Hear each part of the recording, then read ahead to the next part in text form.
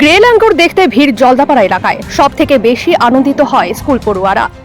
রবিবার আলিপুরদুয়ার 1 নং ব্লকের শালকুমার 1 নং গ্রাম পঞ্চায়েতের জলদাপাড়া গ্রামে দেখা মেলে এক নাম না জানা প্রাণী, যা দেখতে ভিড় করেন এলাকার মানুষ। প্রাণীটি অনেকটা বানরের মতো, তবে স্থানীয় বানর সে নয়। বন দপ্তর সূত্রে জানা গেল এটি আসলে গ্রে ল্যাঙ্গুর। জঙ্গলে থাকে না, বাইরে থেকে হয়তো এসেছে। প্রাণীটির দিকে নজর রাখছেন বনকর্মীরা। কেউ যাতে তাকে বিরক্ত না করে সেজন্য খেয়াল রাখছে বন দপ্তর। জানা গেল পরিমল রায়, নির্মল রায়ের বাড়িতে ল্যাঙ্গুরটিকে দেখা যায়। কখনো কারো শৌচাগারের ছাদে, কখনো রান্নাঘরের উপরে উঠে বসে থাকে। আবার এক গাছ থেকে আরেক গাছ লাফ দিয়েও যায়। আলোক্ষেত দিয়েও দৌড়তে দেখা যায়। এজন্য দুজনের রান্নাঘরের টিনের চাল ভেঙেছে। তবে এতে কারো কোনো আপত্তি নেই, কারণ অনেক সময় হাতি বাইসন ঢুকে তো বড় বড় ক্ষতি করে।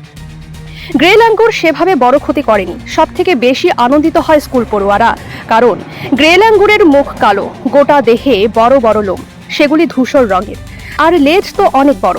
সবাই ছবি ভিডিও তুলতে ব্যস্ত হয়ে পড়েন।